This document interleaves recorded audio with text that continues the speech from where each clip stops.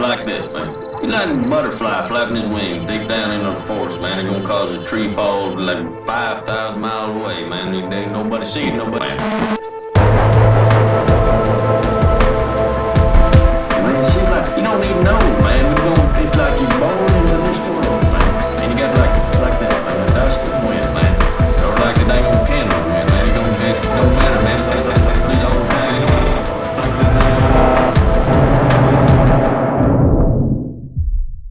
All right, John Moody, welcome to the Jay Burden Show. How you doing, man? Good. How are you this morning? Doing quite well. It seems like most of our snow has melted here in Virginia, which is good because I don't live this far south to get 10 inches of snow. I'm not that pleased about that. See, I'm originally from Northeast Ohio, but live in Kentucky. And so I love snow. I grew up, the town I'm from would get 80 inches in a winter. That's ridiculous. That's like my lifetime total, probably. Oh, yeah. And so like when Kentucky gets 3 inches of snow, it's an apocalypse. And I'm like, it's just finally starting to feel like home. Like you only got, triple this and we'll be in good shape. Yeah, that's something funny. I've certainly noticed this as a lifelong Southerner.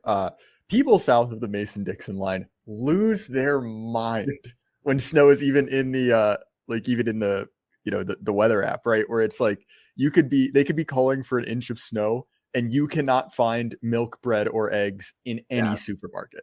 Yeah, cracks me up. It's the only time I feel safe driving on Kentucky roads. It's like when people finally stay home. Yeah, it's funny. I have a 4-wheel drive vehicle, so it's not a huge impediment to me. But I was, helping a buddy move and, driving back during the snowstorm, and the reaction from other drivers was quite humorous. It was people just freaking out, driving at like 5 miles an hour on the freeway, hazards. And I'm like, it's an inch, you'll be fine. I promise you'll be fine. But anyway, we're not here obviously just to discuss the weather. But would you mind giving my audience kind of a brief thumbnail sketch? Like, who are you and what do you do? Goodness. Who am I? I'm John. I'm married to my wife, Jessica. We just celebrated our 20th wedding anniversary. We got 6 kids. I have a very kind of strange vocational background. I was a business, finance, mathematics, econ major in college. I actually started college as a science major. And then I went to seminary post-college. During seminary, I was exposed to the Maha movement before it ever existed. So this is 2003. I almost died while I was doing my master's work. Got down to like 100 pounds. I'm 6'2". And this morning, I'm probably like 170-ish pounds. So imagine me at this height at almost half this weight. And I discovered, things that are now, part and parcel of public discourse, how food and lifestyle choices and how food is raised, how food is prepared is really at the root of a lot of our health issues and other things as a nation. So through that, we ended up starting a local food buying club. We bought a homestead, so we live on 35 acres, a bit outside of Louisville, Kentucky. And I just fell into this like totally alternate world of things. And along the way, we've started, I guess now 3 or 4 different businesses and companies, written some books. I speak at a bunch of homesteading and other conferences around the country. But mostly I spend most of my time just trying to be a good dad and trying to, get my state and my country in a better place for the sake of my kids. Yeah, so there's several things I want to talk about there. Just some background information on me. And obviously I don't, reveal where I'm from except in the broadest senses. But, I grew up firmly in the Bible Belt in kind of a weird pocket of, what someone like Rod Dreher would refer to as like crunchy Christianity. Yeah. Right. Which is like this weird hybrid of, what would have been kind of hippie sensibilities a generation or two ago and, evangelical Christianity. I am relatively close to, not personally, I just mean look like geographically, to Joel Salatin. Actually used to go to field trips to his his whole operation in high school, which is kind of fun. And, grew up around a lot of those people. And so to me, that's a culture that, I won't say I'm a part of, but I understand, right? I know people like that. And I've always thought that that was a much healthier, both literally and spiritually, vision for, the church and American culture than what you see in the mass market. But one of the interesting things about that, and, I'm relatively young, but I've watched this evolution, is watching the public perception of those sort of things, right? Small scale agriculture, caring about what your food comes from, watching that shift from being kind of a generally acceptable liberal value, right? Mm-hmm. Like you have celebrities who, are passionate about food, and watching that kind of morph from something that's very acceptable to something that is quote unquote dangerous, right? Like, I was in college during the whole 2020 debacle, and I remember, seeing these infographics going around about, what to look for in wrong thinkers, right? The dangerous people. And one of them was, people who were, passionate about natural foods. And I was like, that's a weird one, right? Like that doesn't seem to track. And so obviously you've been in this, section of culture for, a long time, it well. So have you noticed kind of a shifting public perception on that front? Oh yeah, it's one of the strangest things in the world. So, when my wife and I started to explore these things back in 2004, 2005, 2006, I would have evangelical Christians, because I went to one of the most conservative seminaries in the country. And If you don't mind me asking, where did you go? I went to Southern, so SBTS, Oh, yeah. During the golden days of Al Mohler, which now people are realizing weren't so gilded after all. And so I'm just surrounded by the most conservative of conservative people. And we're having home births. We're not vaccinating our children. We're shopping at the farmer's market. And people just were looking at me like I was a space alien. And really both directions, because I'm this super conservative guy who runs one of the largest local food operations in Kentucky. So the liberals who like come and check out the buying club are just like, why don't you have purple hair and like tattoos and piercings through your body? I'm like this very buttoned up conservative husband dad running a food business. And then all the conservatives are also like, why are you doing this? And so over the past 20 years, there's been this like really sharp inversion, which you've seen some of this in the media recently. Like ever since RFK was floated as Trump's pick for HHS, places like New York Times, Time Magazine, all of these places, they went from running articles about the dangers of processed foods and things like that to now they're running articles, maybe processed foods aren't so dangerous after all. So to see the left come out in defense of big agriculture and all of these things, and, the left during Rona, huge vaccine proponent, all of a sudden corporations aren't greedy evildoers anymore. They only have your good in mind. And then to see all of my conservative friends go the other, and kind of to watch them pass on this freeway and see quite a few car collisions along the way as they were passing, just been wild. Well, definitely. It's funny. In between jobs, I had kind of a 3-month period where I was contracted but couldn't start working. Right. So I, took the time to volunteer as a substitute at a local classical Christian school, right? A fun way to spend a couple months. Mm-hmm. And, obviously I wasn't setting curriculum. And in one of the classes, the kids watched Food Inc. And that's actually a really interesting time capsule because, and I'm fascinated by this, right? Kind of like political artifacts from another era rather, because you can, if you're, tuned in, you can see the trends it forces at work. And because they're outside of your context, it's much clearer, right? Yeah. And watching that one, it is very interesting because you're seeing a snapshot of a time where, like you're saying, the liberals were ostensibly, right, anti-big business, very much concerned about processed food. But it's almost one of those things that like that was a tactical decision. But if you actually dig into those principles, they don't really sit well with that system of values. Yeah. Right. The idea that, you are responsible for your family, right? That you don't need government bureaucrats telling you what to do. And then also, right, there's a weird sense to which it kind of violates traditional Republican values, where it's like, well, okay, big business isn't your friend. Like big business and the government aren't nearly as separate as some would like to tell you. And honestly, I think that it's a very good thing that more people, and I see this a ton among my generation and young people, are very concerned about food and their health in a way that's different from the kind of like the vegan movement, which very quickly became, bizarrely enough, a consumerist movement, right? Like the best thing for your body and the best thing for your health is, the kind of premise put forth is, KFC is bad for you. Fair enough. And the actual product put forth to replace that is industrial slop, right? It's some unidentifiable chemical mess. And so I don't know. I think it's a promising development.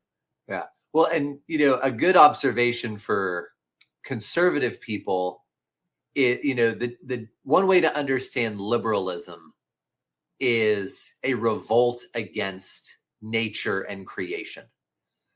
And traditionally, conservatism was that which accords with nature, creation, design, purpose. So at their root, the way these two political philosophies kind of originally were differentiated.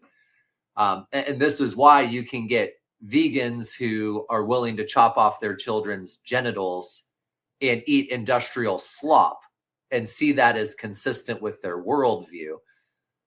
Because it is, there's nowhere for them to go but down this road, because they are the party of rejecting, forms of authority, especially ones that you don't actually get to question. Some of the best organic farmers I know are transitioning some of their children because of this. And it's a just crazy, heartbreaking thing to see, but it's the inevitable result of their philosophical, political commitments. It's an interesting thing there, right? Because I, briefly worked in the medical field, right? Which was sort of an uncomfortable thing as someone who is, let's just say has opinions, right, on medical topics. And for the sake of YouTube, I will leave it at that. But one of the things I noticed was particularly, like the drug Ozempic. It's kind of a fascinating discussion because that is basically a desire to cheat. So the point is, right, Ozempic is sort of this drug that, is premised as a way to let you have your cake and eat it too, I guess, quite literally, right? Where you can kind of cheat nature. And the interesting thing about that is, I was, surrounded by drug reps, right? And drug reps are not well known for their strong moral compass, to put it mildly, right? Yeah. And what was interesting is that, those people, even they were very cautious about selling that. They didn't want to be associated with it because the assumption was something bad is going to happen. And I don't want to be the one holding the bag. But again, right, the reason I bring that up is because that is a very clean example of that idea that like, I will defy the laws of nature, right? I will sort of, use science and industry to sort of break the rules. Yeah. And obviously the lie is that there is no consequence for that you can do that. You can, make yourself skinny again. You can, change your gender. You can be, kind of reformed into some kind of like ghoulish simulacra of a woman. And there are no consequences to that, right? And obviously, conservatives have done a very good job of pointing out those consequences. You have people like Richard Weaver, among others. But at a more fundamental level, there's the idea that like, we can, or we ought to impose our will, right, to reform creation in our own image. And there's a certain degree to which that's healthy, right? What is agriculture but, forming creation into a, a more ordered form, right? Literally. But at the same time, when that sort of runs away, when that becomes kind of pathological, it's very clear that it becomes absolutely monstrous. And I think one of the interesting things, and you see it in food, in drugs, in these kind of transition surgeries, is the kind of like, you could literally, I guess, say like satanic twisting of something good, sold as the real thing. It's never quite like that, right? Like it's never real. It's always this kind of like ghoulish, I guess, like knockoff version of it. Sorry, that was kind of a rant there, John. No, it's good. It's drive through agricultural areas after harvest, and they look like war zones. Drive through what happens to people when they go through some of these medical procedures, and they literally look like they're a victim of traumatic warfare. Their body parts are in the wrong places. They're all, so there's, biblically speaking, there's this idea that, the seen mirrors the unseen. And we're kind of a culture that rejects this idea that we can look ourselves in the mirror. We can look at the landscapes around us, and we can see, if they're becoming more beautiful, that's a reflection of the internal beauty of the moral virtue and the principles we hold to. And if they're becoming less beautiful and they're becoming more disordered, that's a reflection of the disorder morally and principle wise we carry in our, it's like, since you were at a classical school, you understand this is all very, very basic ideas in the Western tradition. I've been reading through Reno's book, Return of the Strong Gods. And his book is so good at pointing out when we jettisoned very, very basic ideas that created our nation and really created the healthiest civilizations and people in history. Well, that's an interesting development as well, because you mentioned the kind of like prototypical, like lefty, like farmer's market bro, right? Whatever that person is, that there's weirdly like kind of they kind of rebel in ugliness, right? There's this kind of like willful, I guess, like destruction of the human form. Obviously, like transition surgeries are the greatest example, but also, right, like the very like blunt, ugly, straight across hair, the obsession with like, kind of like weird frumpy clothes, and this kind of like deliberate, I guess, like obfuscation and like twisting of the human form. And obviously I don't want to like over intellectualize it, but I do think that contained in that is sort of a rebellion, right? The idea that like, I am not what you made me, I am my own. And, so the ironic part about it is, despite that professed originality, they all kind of end up looking the same, both from the sense that like those fashion trends kind of converge, but also like the difference between like, androgynous male and androgynous female, someone who's a little bit, overweight, probably on some kind of hormone replacement, they really do start to look exactly the same. And it is kind of, I guess, a deep irony there. Yeah. Well, and, on the conservative side, I've gotten in trouble in pointing out that obesity, we know, creates androgyny. So if you take a man and you take a woman, and you put an extra 30 or 40 pounds on each of their frames, they begin to look very, very similar. But it's not just the outward. As people carry excess body weight, hormonally, they're very, very different hormone systems when they're healthy begin to collapse into one another. So overweight women tend to take on more male features because a number of their hormone systems begin to go haywire, and they develop more male dominant hormones. And men will develop, there's the whole joke about man boobs and stuff and things, and men look pregnant when they're overweight. And I'm just like, how, both sides of this equation has just always been an interesting life. And Joel Salatin, who I'm friends with, we've always talked about this, kind of living between these two worlds and seeing both of them struggle to be honest with themselves. Yeah, that's a really it's a really interesting point that, right? Because, and look, like, I'm not a huge voter, right? I've voted like twice in my life, but I growing up in, in the Bible Belt, being surrounded by, those people, they're my people, right? I have a great deal of sympathy for them. I like them. I want them to do well. Now, that said, that is a population with definite issues. And if you've been to rural America, there are a lot of big people. And to me, right, I think that there is this kind of like reflexive desire to basically say, well, in a weird way, right? My body, my choice. If I want to go to Bob Evans and stuff my food, my face full of food, who can tell me otherwise? And let's be honest, I think that, conservative Americans are by and large reactionary in the sense that they don't tend to come up with a lot of ideas. It's a lot of the libtards are doing X, so I oppose X, which, let's be honest, is a fairly decent it's a fairly decent heuristic, but at the same especially time, over time, it's a nice self-correcting heuristic if you take it consistently. And I think that a big part of that, kind of like cultural push of health food from the left really created a harsh reaction.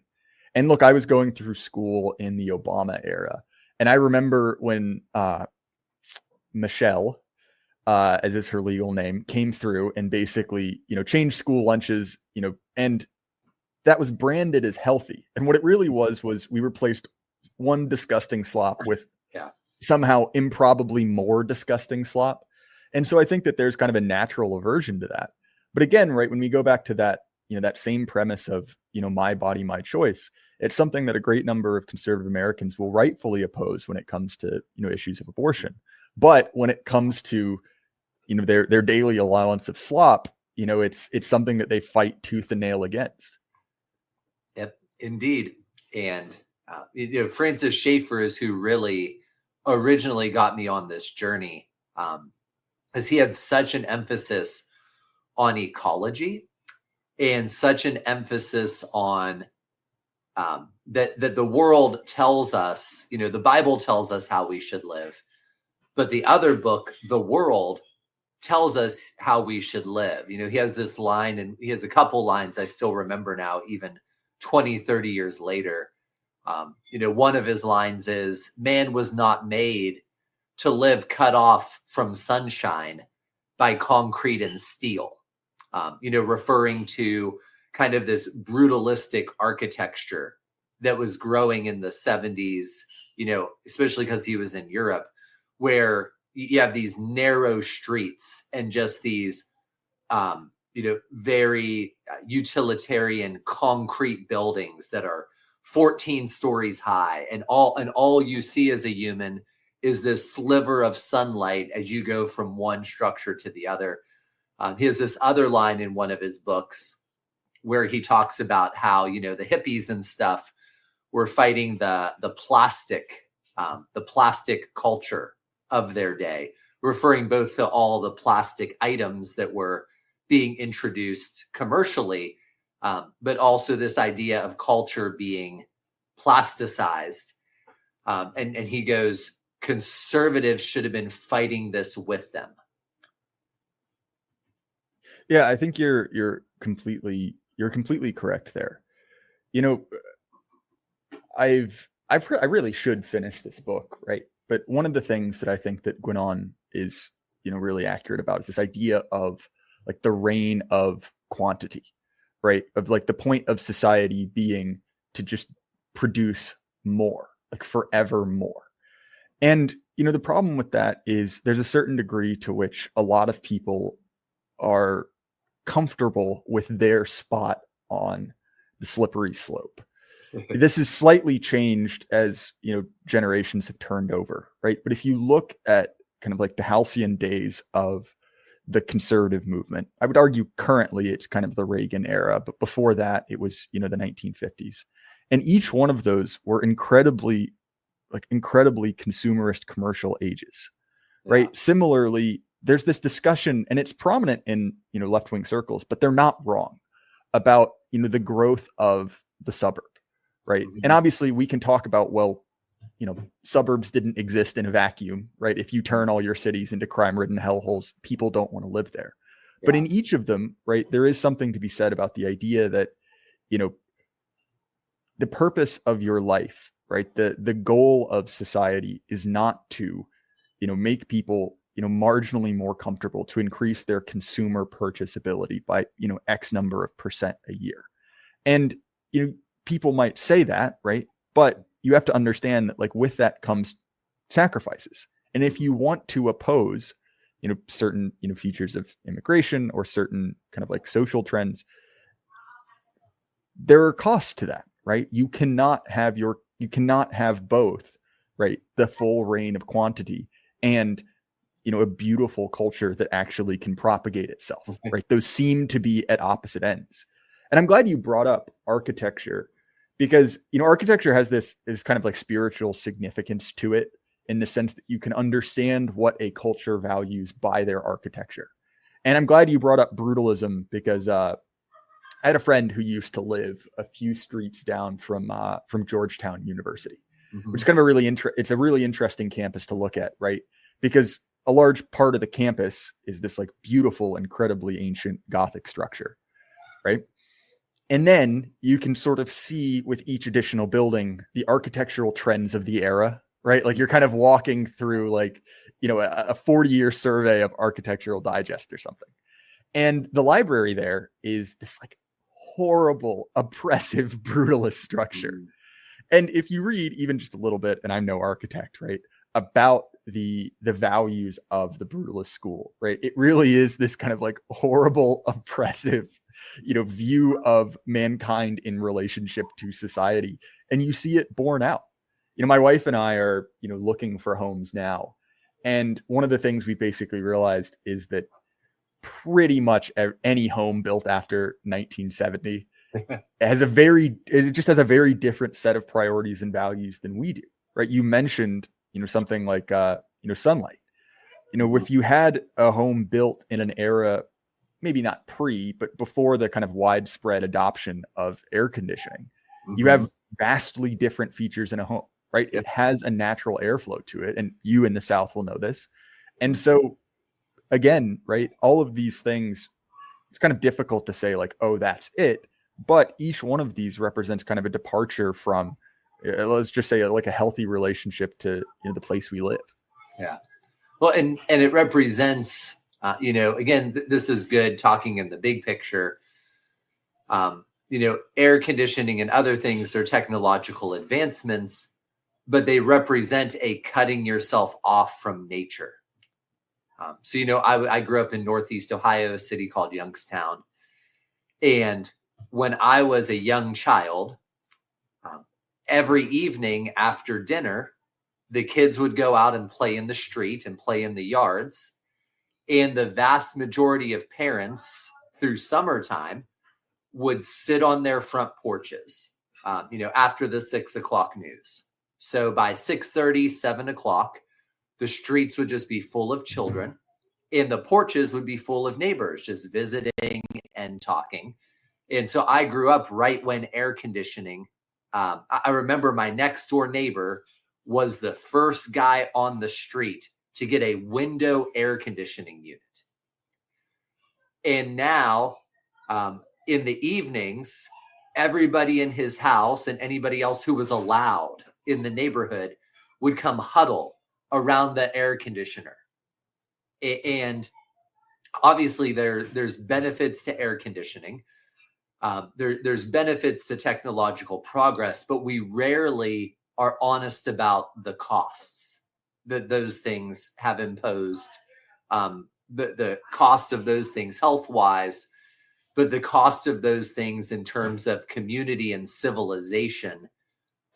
When you begin to rack up not just air conditioning or this or that, but when you begin to rack up hundreds of these little changes and how they radically alter how people interact with the world around them and with one another.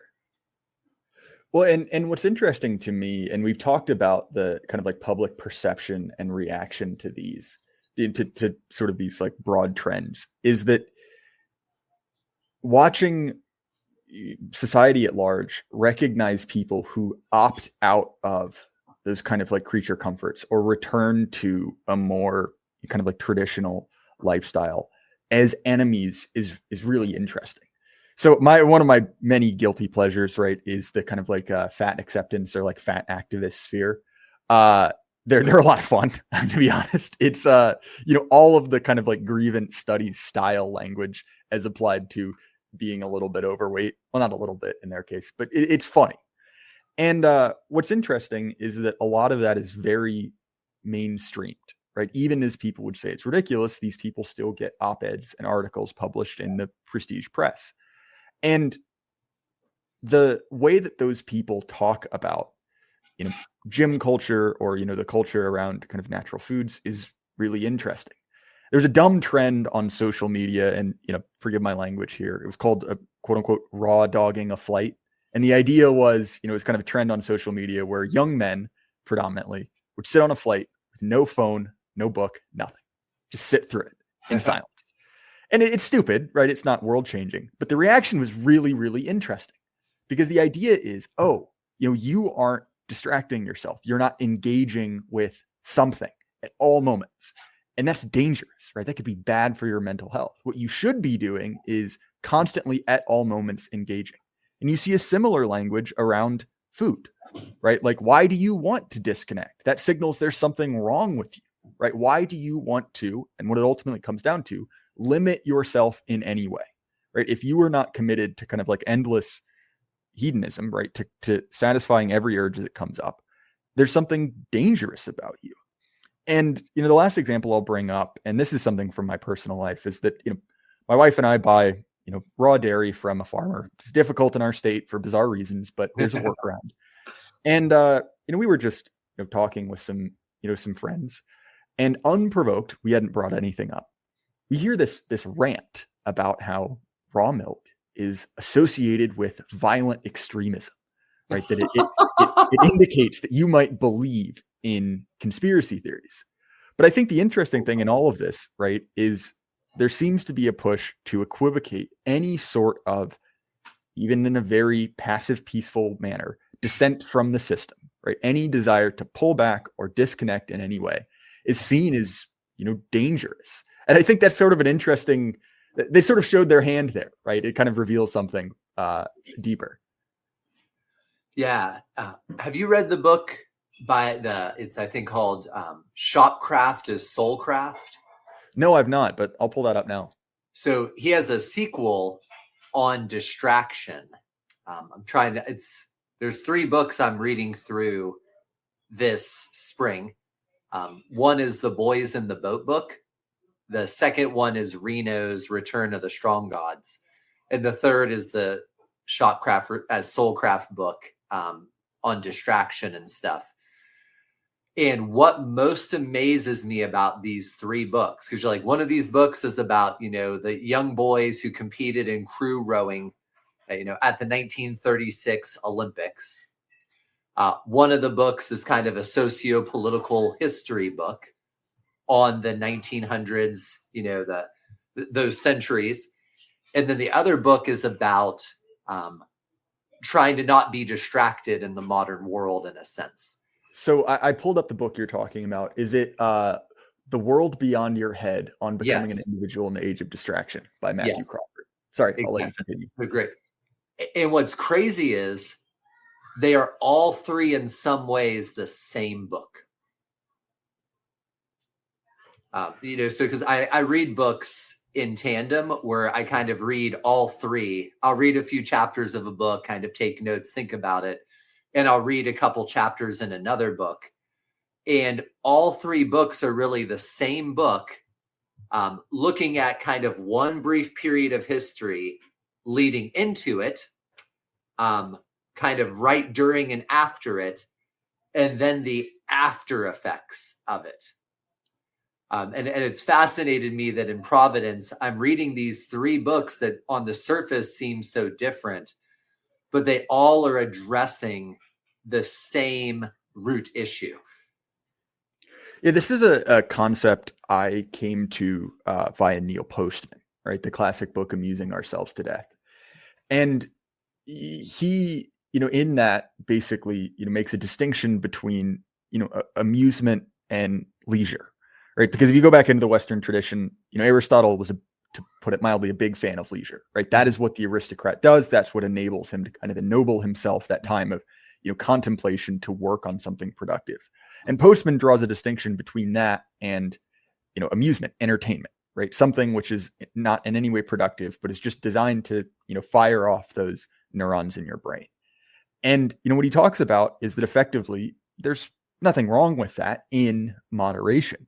But when it becomes effectively the whole point of your life, right? When it becomes, something that takes up more and more time, it destroys you as a person and a, culture at large.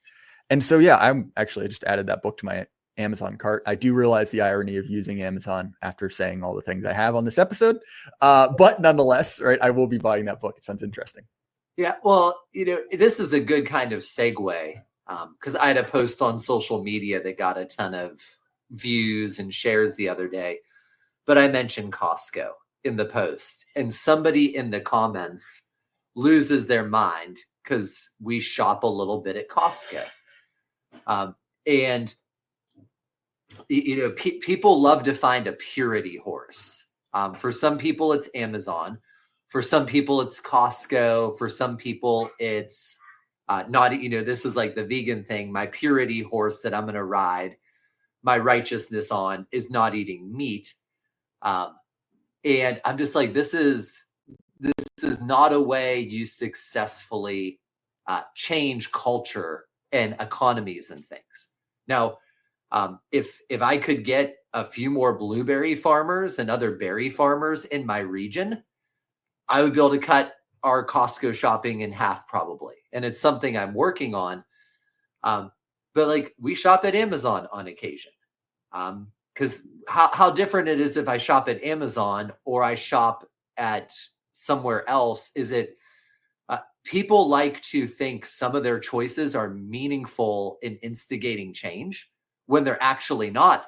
And if I spend all of my energy avoiding Amazon and avoiding Costco, and therefore I don't have energy to actually buy raw milk from a local farmer or money to do that, I'm missing out on substantive actions that do lead to change, so that I can engage in tokenism that makes me feel better.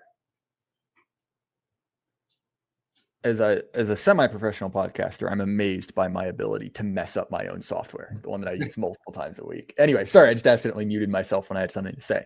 But it's a really interesting point. And I think that, what you see with anything, and you see it in, politics, philosophy, kind of these like countercultural movements, if you want to call it that, right, is that oftentimes the stated goal and the actual goal of someone in that movement are completely different, right? The stated goal will be, I want to oppose the system, I want to, meet XYZ metrics or whatever. But oftentimes what the actual goal is I want to be morally superior to my peers. And so, that's a great example, right? And I think that, one of the deep enemies in all of this, right, is ideology in and of itself. Because ideology is not a natural thing. This is a word that will trigger some people, right? But it is a social construct, right? It is a relatively new thing. And the desire to make, a system of human organization perfectly pure, perfectly consistent, it's just impossible. People don't work like that. Like, pick your favorite regime in history, right? Pick the most radical. Were they consistent? No, they weren't, because that's not how power works. That's not how people work. And so the desire to kind of like artificially present yourself as, holier than thou, as pure as, the ideal, practicer of XYZ is, it's nonsense, right? And it's very human, right? People have been doing this. I mean, read it in the Gospels, right? You have the Pharisees and Sadducees. This is not a new thing, but it's something to guard against. And, it's interesting you mentioned veganism, because I'm kind of darkly fascinated by veganism, because it seems to be this kind of like pathological obsession with purity, right? You know, because you have, you know, different levels of this, right? You have vegetarians, then you have, obviously there are gradations to that. And then even within vegans, there are kind of like ever more radical circles within circles within circles, right? To the point where you have, you know, social media vegan activists who, again, are probably doing this to get attention on the internet, right? Feeding their, you know, their dogs and cats lettuce because that's the purest thing. And obviously it's ridiculous when someone else does it until, you know, you're the one who feels like they have, you know, the upper hand in some kind of disagreement. Yeah. Well, and then that vegan activist who's feeding their dogs and cats lettuce is buying a very expensive, industrially processed protein substitute so that animal doesn't die, or they're just secretly feeding the animal meat because what they're doing just doesn't work. Exactly. So I want to ask you some questions about homesteading. I think that a lot of people in our general circle, right, of, you know, various, you know, religious and political extremists aspire to homesteading. So I'm curious, right, how did that process start for you? How did you get involved? And, you know, what were the kind of like steps along the way? Yeah. So for me, it was twofold. I started a local food buying club out of me being so sick and me healing myself through food. I was trying to hunt down better quality food than what I could find at the grocery store.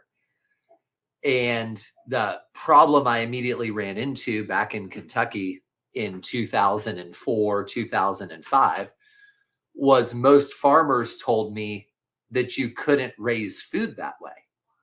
You know, like how could you raise unsprayed berries? How could you raise produce where you're not using constant weekly applications of different pesticides? How do you not prep fields with a herbicide burn down? And I'd ask these people, I'd be like, did your dad farm this way? Some of them would say yes. Some of them would say no. They'd be like, did your granddad and his dad farm this? Because they would treat this method of farming as if it just had always been that, you know, there's no way you could do it otherwise. And I try and get like, well, if your granddaddy didn't do it this way, then obviously it can be done without these things because he was able to farm and do it this way. And so I heard that so much. And then again, because of Francis Schaeffer's influence and around 2005, you know, I was kind of in my libertarian stage. I was also reading a bunch of economics, exposed to stuff like the survival blog guy way back in the day.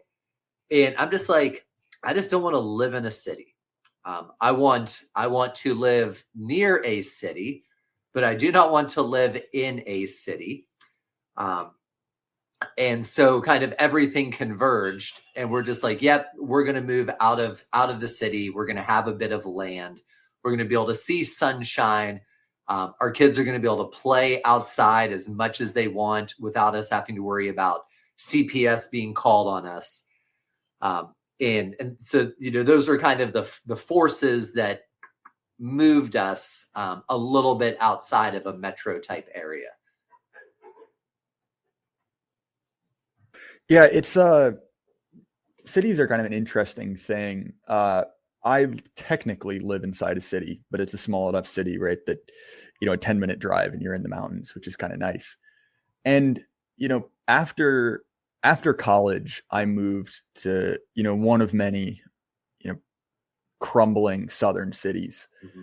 And the degree to which that kind of weighed on me, right? Like being in a place where, you know, you're surrounded by, you know, hostile people, you're like, and especially if the city isn't doing well, right? Being surrounded by decay, right? Yeah. You were living kind of in a weird post-apocalyptic like environment where, you know, you can see the ruins of once what once was.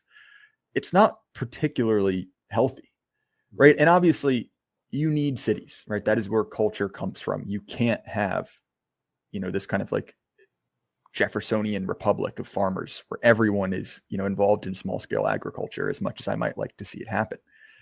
But at the same time, cities now are not, like American cities with a few small exceptions, are not healthy places to be.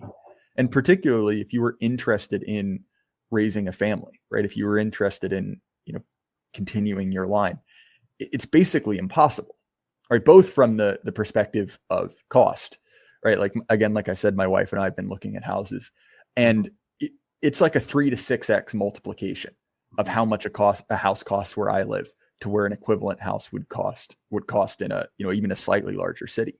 But also, right, if you have, strong convictions and strong beliefs about, how to raise your children, your spiritual beliefs, that becomes very, very difficult to do.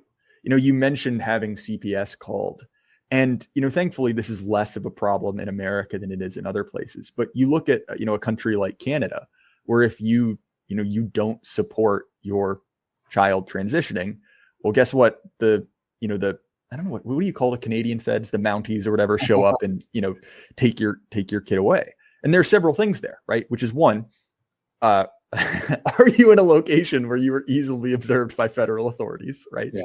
2, why is your kid transitioning in the first place, right? What sort of propaganda drip are they exposed to?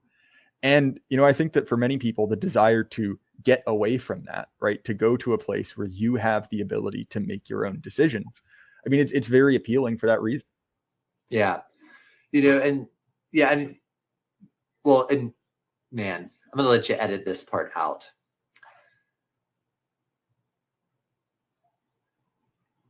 So what's interesting is, though, even in a rural place like Kentucky, until recently, just a county over from us was one of the most aggressive and destructive CPS branches in America. One problem we've had in conservatism, somebody pointed this out to me decades ago. Why are a lot of truly conservative Bible colleges in the middle of nowhere? So Liberty University is in the middle of nowhere. There's that one up the road in Ohio. There's Grove. And obviously some of these are no longer all that conservative, but they were purposely planted in rural, nothing kind of areas as a form of retreat. And one thing I always tell people is, even if you move slightly outside of big cities, you need to move with a militant mindset. That the county you move to, the small town you live in, the small towns you live near, you need to make these bastions against these horrible cultural currents and tides. You can't just constantly run away, constantly give ground, if your goal is to leave something good for your children and your grandchildren. Well, and that's very relevant to discussion, we were having earlier about suburbs, right? Which is why, like, what causes white flight, right? It is basically deracinated people whose reaction to anything is, fine, I'll just go somewhere else. And again, it's to a certain degree understandable, right? Like, I wouldn't want to live in a decaying urban center. But the problem is, once you've done that, if the next time a problem comes up, the reaction is to do exactly the same thing, right? To pick up and move somewhere else, right? Go from Bowling Green to Phoenix to Seattle, right? You not only do you rob your family, rob your church, rob, those people of a stable culture, but you also end up as kind of a nowhere person, right? Just a general, American, right? As kind of a, just a, in these kind of like endless geography of nowhere suburbs. And look, like, there's nothing to say that if you stayed in one of those suburbs for 2 generations, you couldn't build it into something lovely. I'm not trying to say that, right? It's not all over. But, endlessly moving the moment something becomes inconvenient is not a real solution. And, what you said about moving out with militant intent, it reminds me of a lot of what I see from, our South African friends, right? I'm friends with a lot of the guys, in the Solidaritat movement, the AfriForum guys. And, they're very good about that. Ernst, I can't remember. Ernst Van Zyl is one of my friends. And then the president of AfriForum is another Ernst. And I can't remember his name. Rao, I think. But point is, he has a great essay called Digging Trenches, which is exactly about this, where he basically says that, you need to dig a trench, right? Build a defendable position. And he talks about sometimes a retreat comes before that, right? Sometimes you need to fall back in order to fortify. But the point is not to endlessly run away, right? It's to find a place you can build, find a place you can, build it or, turn into something beautiful. And it reminds me very much of what Chesterton said about Rome, right? Where it says, men didn't love Rome because she was beautiful. She was beautiful because men loved her. And that love requires basically generational sacrifice, right? You have to lay roots. You have to put your time into institutions, into the place you love. And again, right, I'm glad you brought that up, because I think oftentimes, and this is observed, so I could be wrong, the attitude of, some homesteaders is, well, I'm going to move out into the woods, become fully self-sufficient, and it's all going to go to hell, but I've got mine.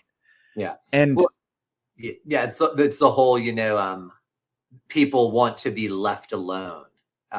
And I think it's Oren on Twitter said years ago, the people that want to be left alone will always be beaten by the people who don't want to leave them alone. It's a totally failed approach to everything.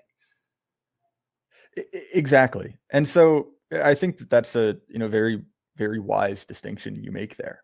So I'm curious, right? When we've been talking about, this is important, right? Building institutions, putting your roots down, but, some hypothetical listener might say, well, how do you do that, right? How do you actually make that happen?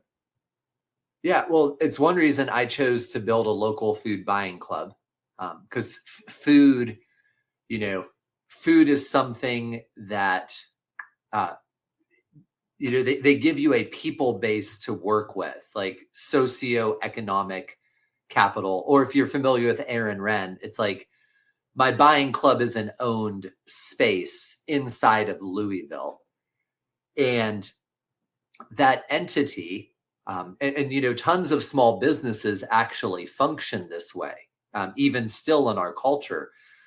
If they're ran well, they give you this kind of institutional street credibility, so that when my buying club was raided by the Kentucky State Health Department, not only was I able to beat the Kentucky State Health Department, but a week or so later after I beat them, the most powerful Republican state level representative in Kentucky, I think his name was David Adams at the time, he called me on his personal cell phone and told me if I ever needed anything, here was his direct number. And that's what stood out to me. And again, my buying club at the time was 150 families, represented 1,000 people. But then I had a lot of other relationships I had built up through the buying club, the farmers we work with, all of these different things. And, there's like hard institutional power, governmental agencies, churches, schools and whatnot. But there's also soft institutional power in terms of economic community-based things that historically were a counterbalance to hard sources of power and whatnot. And so there's so many opportunities depending on where you are to go after the economic side. Or if you do live in a more small town area or rural area, why are you and the people from your, get a couple churches together in your county who are like-minded? Why aren't you running people for every single elected office in your county and in your small town? I've never understood, people will complain about their property taxes, but they won't run somebody from their PVA or from their church to be their PVA, their property value administrator. People complain about the quality of the roads in their county, but they won't run people for, whatever offices it is that oversee the road crews and can actually get them to do their work. And I say this as somebody who worked on a county road crew one summer, saw firsthand just the waste and abuse and other stuff going on. So my friend Thomas Massey, a big part of his story most people don't realize is his step to being a national congressman was he lives in a very rural county in Kentucky. A couple of total knuckleheads in that county wanted to impose full zoning and planning across this whole county. Thomas he wrote, letters to their local paper opposing this. He showed up at the meetings and spoke against it. He became kind of the figurehead against these two knuckleheads who wanted everybody to have to be under their thumb through zoning and planning. They stopped zoning and planning. And I'm trying to remember the name of the office he ended up running for back then. But this office that's over his county opened up, and he ran for it and won. It was a very, very important local level office. He was able to do all of this good for the people in his county, save them hundreds of thousands of dollars, all this good by taking a local office, retaking a local institution, using it for the good of the people of that area. And then eventually he became a national congressman. And there's just so much opportunity all around you if you just open your eyes. Well, and I'll recommend to the viewers, check out Thomas Massey's interview with Tucker. It's quite good, right? Both because he describes his early life and also reveals some information about how many congressmen are funded by certain foreign interests that might prove valuable. And I'll leave it at that because that's quite a nuclear topic. But John, we are fast coming up on time. This was a great discussion. I really enjoyed having you. If people want to find more of you and your work, what's a good way for them to do that? Yeah, so I'm on Twitter like you.